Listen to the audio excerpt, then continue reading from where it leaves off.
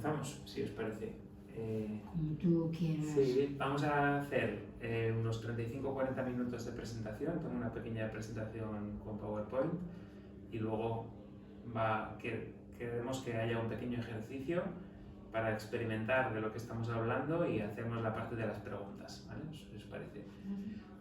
Muy bienvenidos a todos. Esto es Adapta Fisioterapia en Bilbao y vamos a estar hablando de la hormesis. Vamos a estar hablando de cosas prácticas para mejorar nuestra salud, pero explicando los mecanismos profundos celulares que están involucrados en cuando hacemos ejercicio o cuando nos sometemos a algún estresor concreto que pone a nuestras células como a tener que esforzarse, tener que espabilar. Entonces, vamos a explicar por partes qué es esto de la hormesis, ¿vale? Entonces, venimos de estar haciendo tanto algunas entradas en el blog que hablan sobre insomnio y sobre cómo poder protegernos del exceso de tóxicos en el que vivimos alrededor de nuestra vida, pues que no nos damos cuenta, pero en parte en la comida, en parte en los cosméticos que utilizamos, en parte por el humo ambiental de vivir en la ciudad. Por diferentes motivos estamos expuestos a diferentes tóxicos, ¿no? Entonces venimos hablando tanto del insomnio como de este tema.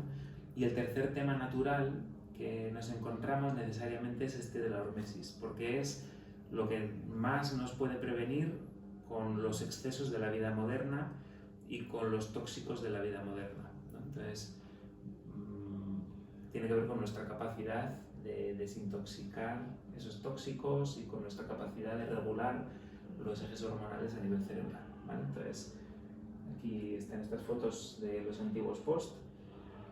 Y entonces, esta es la primera lámina de hoy y es porque estamos viendo con alegría que están surgiendo proyectos muy bonitos de compañeros o no compañeros, pero de gente que se ha dado cuenta de que este es un tema importante y están proponiendo a los pacientes o a las personas oportunidades para que entren en contacto con la vida intermitente, que es un término de Leo Brunboom, que ha sido profesor nuestro y que es un genio y que hoy hablaremos más de él. Y entonces lo que se propone, por ejemplo, ¿Podemos verla? Sí, perdón. Mira, nuestros antiguos profesores de Anzoátegui Fisioterapia tienen ellos una experiencia una vez al año en el Monte Gorbea, que lo que hacen es invitan a un montón de gente, incluso a nivel internacional, para poder experimentar durante una semana estar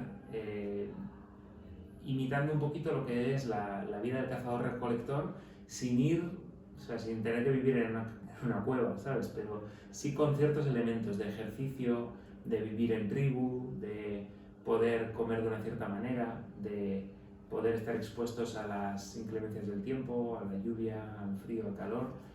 Y no hemos tenido la oportunidad de participar todavía, pero las experiencias que hemos escuchado son fantásticas.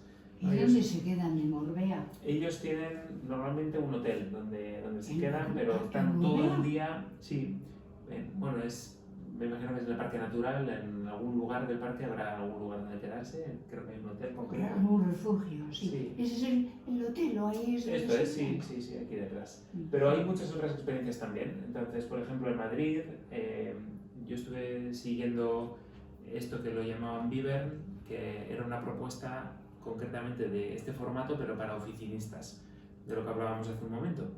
Y entonces lo que hacían era una especie de coaching de salud dentro de la oficina y luego yendo al bosque para hablar de biorritmo y de cómo ser productivo trabajando en la oficina, cómo no perder demasiada salud por el exceso de vida sedentaria o exceso de pantalla o exceso de cosas que normalmente el cazador-recolector no hacía y que nosotros en ciencia decimos que son factores antropogénicos, son cosas nuevas que hemos inventado, que son modernas desde el punto de vista de que pues hace 10.000 años no existían, hace 50.000 años no existían. Y un exceso de separarnos de aquella vida pues nos enferma, ¿no? Entonces, todo esto son propuestas que nos permiten acercarnos a no alejarnos demasiado de aquella vida. Este es Leo Bruinboom, que es el profesor del que os hablaba antes. Estos son otros compañeros de Madrid que tienen ahora una escuela que se llama Escuela de Hormesis también, y tienen la misma idea de llevar a la gente a la naturaleza, explicar mecanismos profundos que afectan al cuerpo cuando tienes un exceso de toxicidad o de vida moderna o carencia de movimiento, ¿no? Y todos los beneficios que tienes de tener un baño de bosque, que es sencillamente pasar por el bosque, o explicar los beneficios del tema de la vida intermitente, frío intermitente, calor intermitente, hipoxia intermitente, que ahora vamos a explicar cada uno de ellos, ¿vale? Luego, aquí, hasta hace poco estaba el gimnasio de Bikram Yoga, y ahora lo han cerrado, aunque ya van surgiendo algunos otros sitios. Este sábado vamos a ver si podemos conocer el nuevo lugar del que nos ha hablado Vika hoy, y a ver si tenemos oportunidad de seguir haciendo Bikram, porque el Bikram es, para los que no lo conozcáis, es un tipo de yoga que se hace con movimientos de estos corporales que se hacen para estirar el cuerpo, lo que parece que se hace en una sala de sauna. Entonces es muy especial porque te pasas mucho rato sudando mucho y expuesto al calor. Entonces también es una propuesta muy interesante para la gente que le guste el yoga y para la gente que le guste cuidarse en general. En el post que hemos publicado hoy en el blog, que si lo queréis lo podéis leer, luego os decimos cómo llegar, yo explico algunos de los mecanismos que actúan ahí, aunque hoy también vamos a hablar de ello, pero yo empiezo ese post de una manera muy curiosa. Yo digo, llorando deberías estar si vives en Vizcaya y supieses los beneficios que tiene el Bikram Yoga, porque tiene muchísimos beneficios, más de lo que nos da la sensación inicialmente, ¿no? Porque habían cerrado, aunque ahora estamos contentos de ver que ya van surgiendo otros sitios donde lo hacen, ¿no? Incluso hay un chico que vive en Ermua que también hace este tipo de experiencias de ayudar a la gente a ponerse en contacto con experiencias primitivas del frío intermitente, ¿no? Enseguida, pronto, vamos a ir a conocerle y incluso es posible que podamos ofrecerle a algunos pacientes hacer como un pequeño curso con él pronto. Vamos a ver. Entonces, ¿qué es esto de la hormesis? Vamos a explicarlo. Con esta lámina nos da como para explicar lo profundo, lo que tiene en profundidad, que principalmente son 4 transcriptasas, son moléculas que le ayudan a la célula.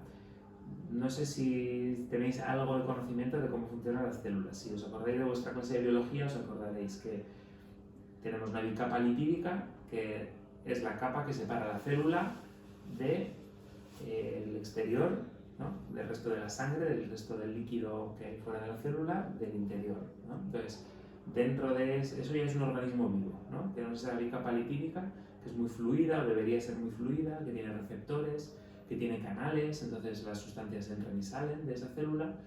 Y luego tenemos en el interior muchos organelas, que son pequeñas fábricas y pequeñas diferentes partes que hacen diferentes funciones. Lo importante de hoy que tenemos que tener en cuenta es que está el citosol, que sería ese lugar donde están nadando todas esas diferentes fábricas que tienen una función específica, y luego tenemos el núcleo. Y en el núcleo del interior de la célula es donde está el ADN. Y es un tema fascinante, porque el ADN, normalmente no entendemos lo que sucede con el ADN.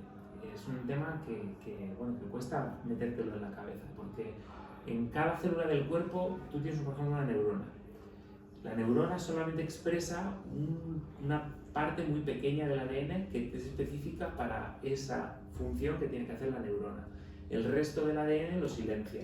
El resto del ADN no lo expresa. Y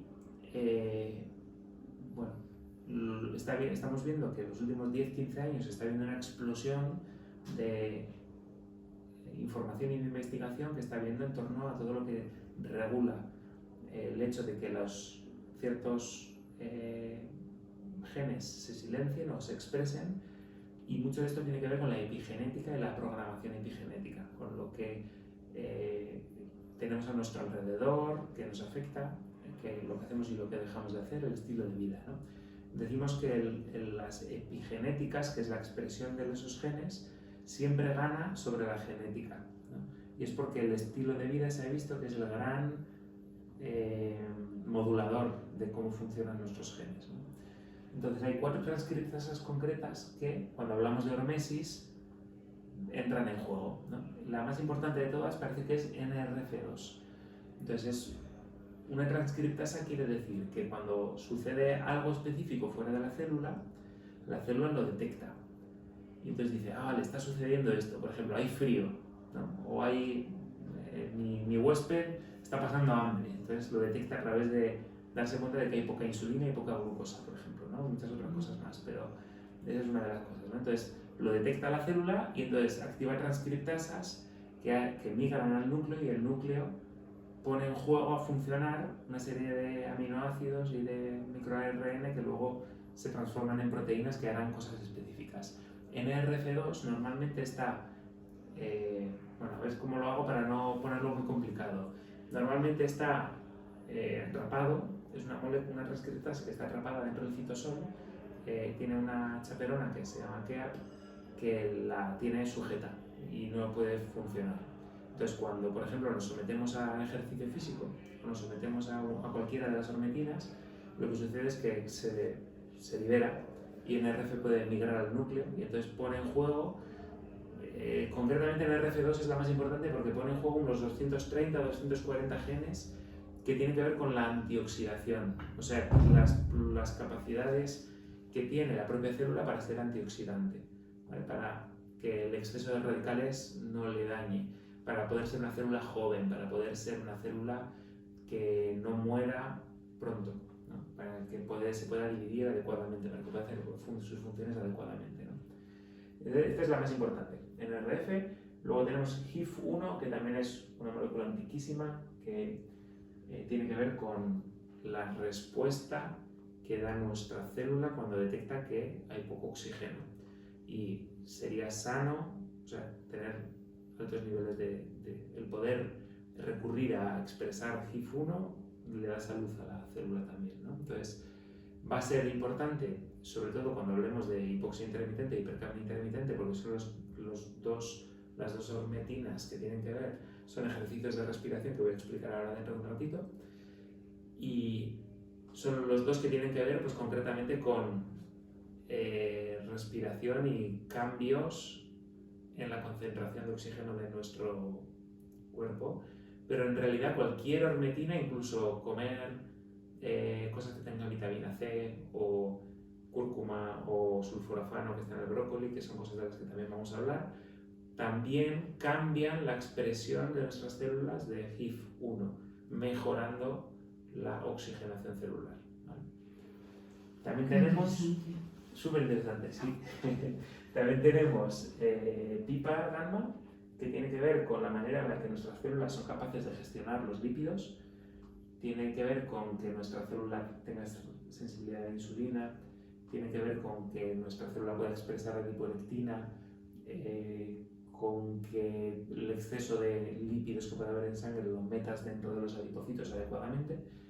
Entonces, esto también es una transcriptasa que también está presente en cualquiera de las hormetinas. Y por último, nucleofactor kappa beta, que tiene que ver con todo lo que es la respuesta proinflamatoria del cuerpo. Entonces, cuando hay una cosa que solemos decir con la hormesis, y a veces cuesta entender, la gráfica de la hormesis siempre es una gráfica en J. ¿Qué quiere decir esto? Tiene que ver con la tolerancia que nosotros desarrollamos cuando hacemos cualquier cosa en la vida y con la dosis. Si más dosis es bueno o si menos dosis es bueno, ¿no? Entonces, hay que ver qué dosis y de cada cosa es lo más adecuado, ¿no? Porque a veces por exceso también las cosas resultan tóxicas, ¿no? Entonces, como veis aquí, bueno, aquí hay diferentes modelos. El modelo de la hormesis es una J, ¿lo veis aquí? Esto es como una J.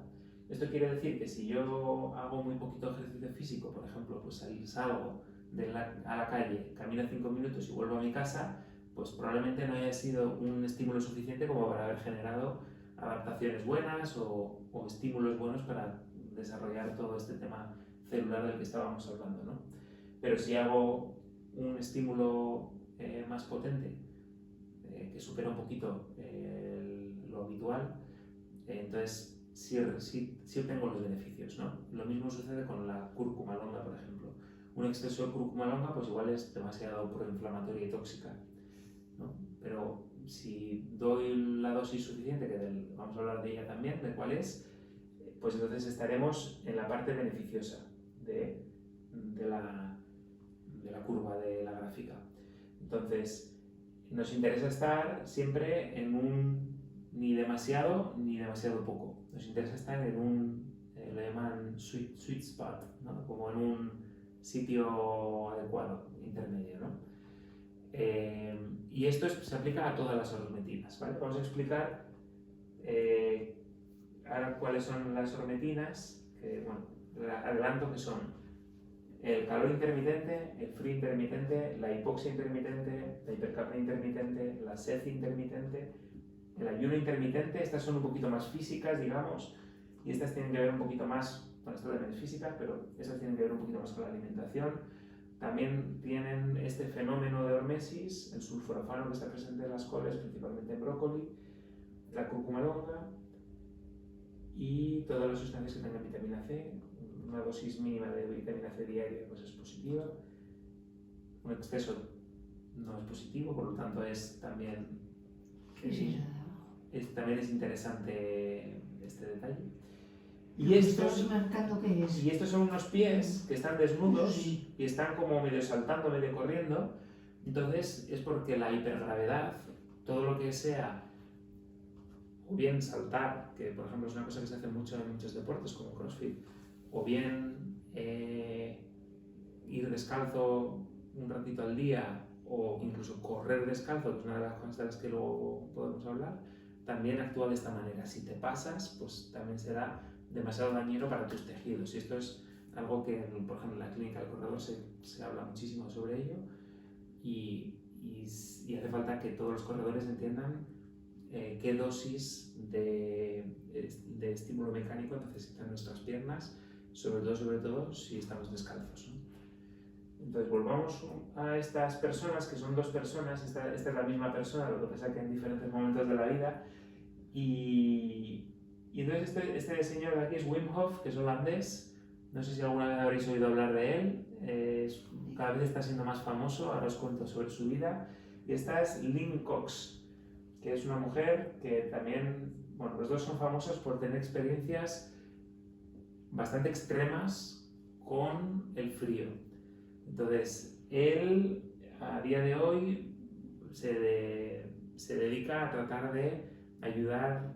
Realmente tiene como una motivación muy loable, muy bonita de vida, de tratar de ayudar a las personas a tener mejor salud a muchos niveles, de evitar el dolor crónico, mejorarlo, de mejorar la patología mental, las enfermedades autoinmunes, porque de lo que se han ido dando cuenta con su experiencia es de que hay muchos mecanismos celulares que mejoran cuando tú te expones a lo que él propone, que son 3 pilares: meditación, hipoxia intermitente, que son ejercicios en los que hoy, si os animáis, podemos experimentar, que serán respirar 30 veces para oxigenar bien el cuerpo, luego soltar todo el aire y aguantar un ratito sin aire en los pulmones.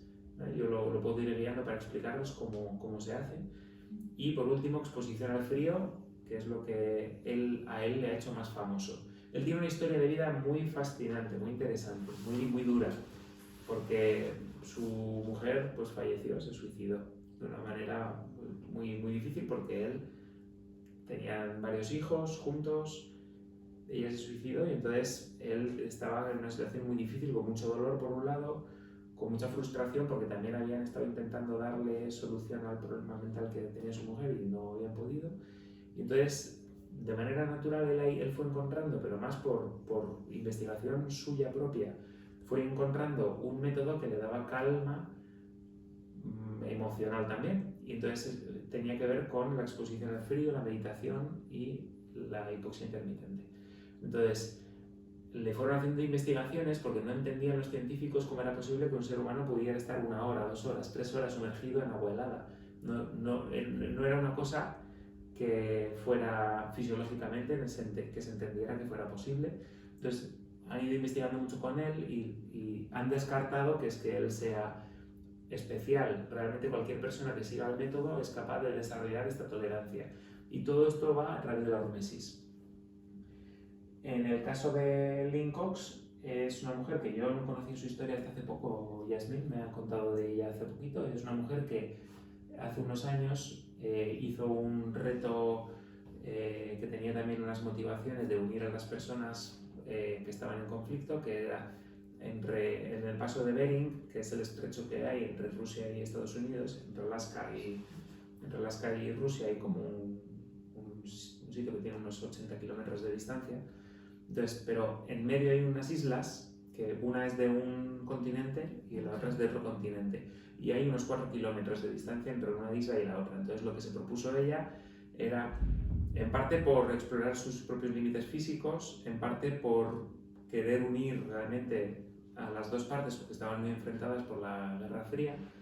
Entonces se estuvo preparando mucho tiempo y logró cruzar a nado todos esos kilómetros. Creo que fueron 4 horas, vimos el otro día que habían sido 4 horas en un agua que estaba a 3 grados. Creo que 2 horas. ¿2 horas? Vale, entonces unas 2 horas para nadar 4 kilómetros en agua helada. Y aquí la ves. Y a mí una cosa que me llama la atención es que es gente valiente, lógicamente, que ha vivido muchas cosas, pero que están alegres, que están felices. Y esto tiene que ver mucho con la hormesis también, porque el hecho de... con el frío sucede. El que está enfermo, esto lo tenemos que contextualizar bien. Hay ciertas patologías o ciertos momentos de la vida en los que no podemos hacer cualquier cosa, no nos podemos meter en un baño de agua helada fácilmente, ¿no? Ahora, a cada persona hay que ajustarle lo que necesita. Hay, por ejemplo, problemas tiroideos que nos impiden termorregular bien. No deberíamos exponernos a agua helada si es nuestro caso, ¿no? Ahora, el que logra ir superando sus retos metabólicos y cada vez es capaz de tolerar mayor frío, por ejemplo, por poner uno de los ejemplos de hormesis, normalmente tiene esta reacción de dar mucha alegría una vez lo consigues, porque en parte es porque la cantidad de adrenalina que segregas y la cantidad de neurotransmisores que segregas es enorme, ¿no? Para poder como ponerte a hacer algo así, ¿no? Antes de que empiece a describir cada una de las hormetinas, ¿cómo vais? ¿Queréis añadir algo? ¿Queréis comentar algo? Yo no, yo como no haría nada de lo del frío, pues soy tan friolero. Entonces cada persona tendrá que ver si tiene más resistencia hacia alguna concreta, y realmente esto es algo que hay que trabajar con el profesional de la salud. No coger las cosas demasiado por nuestra cuenta y ponernos en peligro.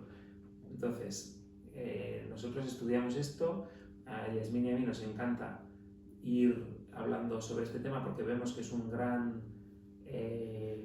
gran vacuna real de la vida moderna y de tener el sistema inmune muy fuerte, muy potente, y animamos a la gente a que en su momento, en su capacidad, a su escala, vaya aumentando su tolerancia, ¿vale?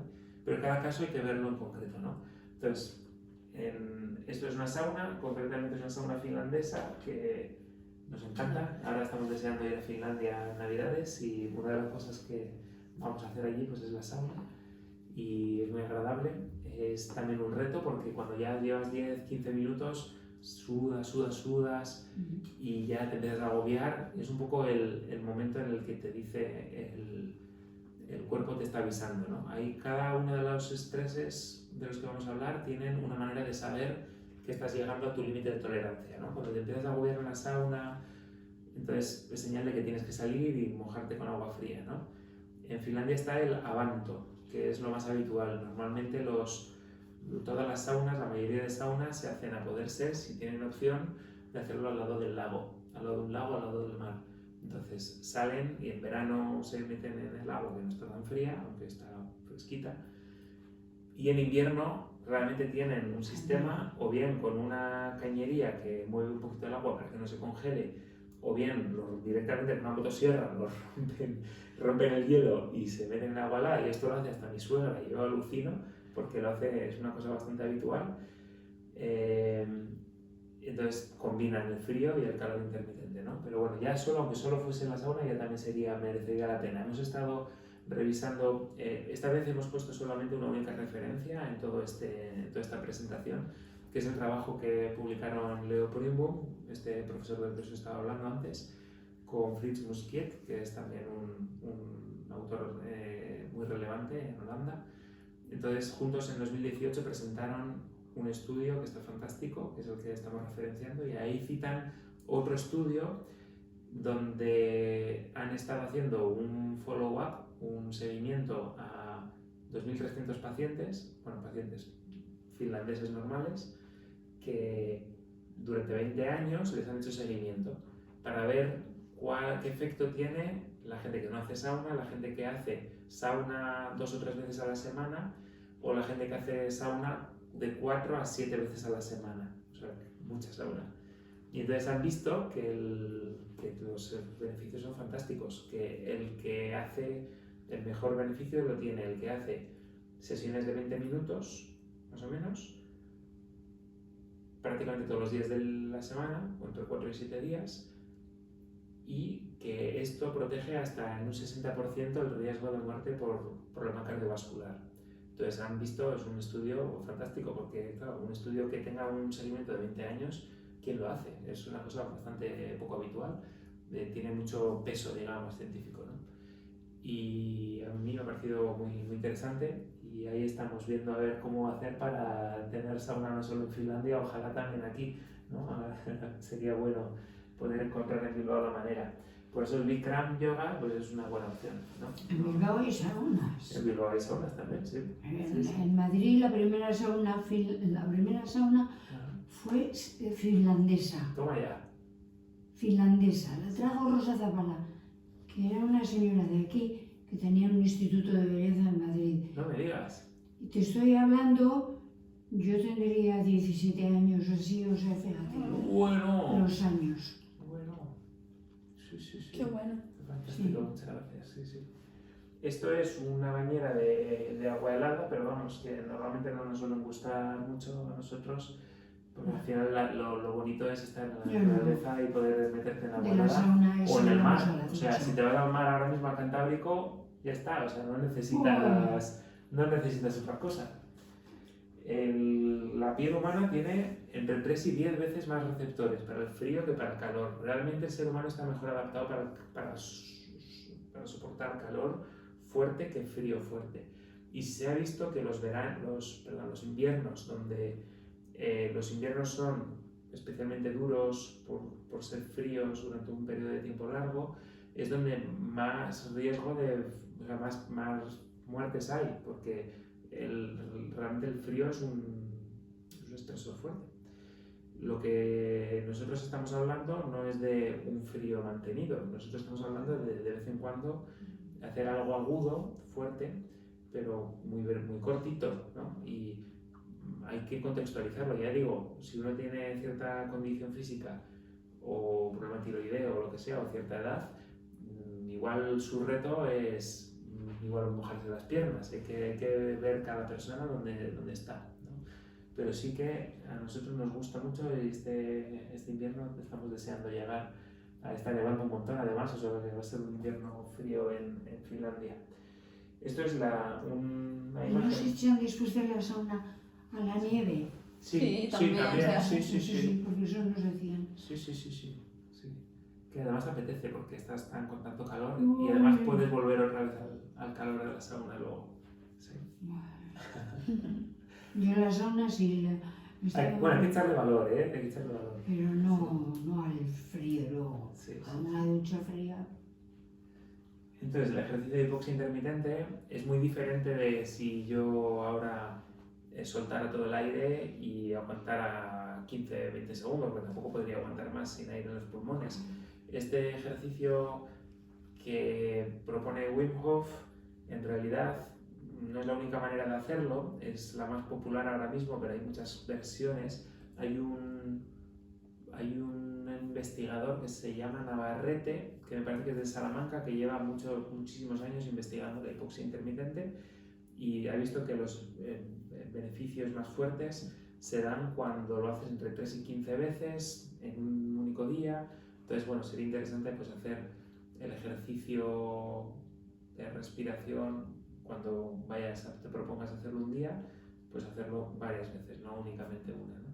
Y entonces, para nuestros pacientes, cuando solemos recomendar este ejercicio, suele ser en contextos en los que hay mucha neuroinflamación, muchos problemas de biorritmo, porque es un gran regulador del cerebro. Es una manera muy potente de desinflamar el hipotálamo, subirle muchísima energía, sensibilizar un montón las neuronas y cambia mucho el poder dormir mejor, poder despertarte con más energía, el poder aguantar en el trabajo rindiendo más, disfrutar más, sentirte alegre, ¿no? Todo esto tiene que ver con núcleos cerebrales que se activan con la hipoxia intermitente.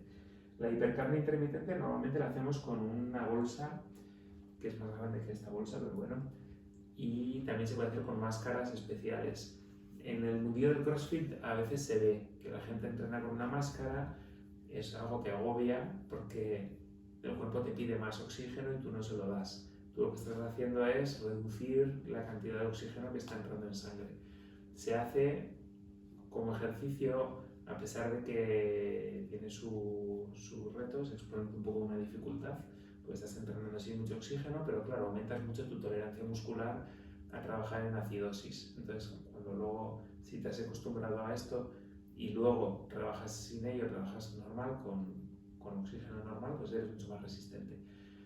Entonces, normalmente pues en la práctica, como lo solemos recomendar hacer, es con una bolsa de unos 30 litros y normalmente utilizando la sentadilla mientras haces la práctica, ¿no? Entonces, también sensibiliza un montón la insulina y diferentes hormonas y sobre todo que desarrollas muchísima resistencia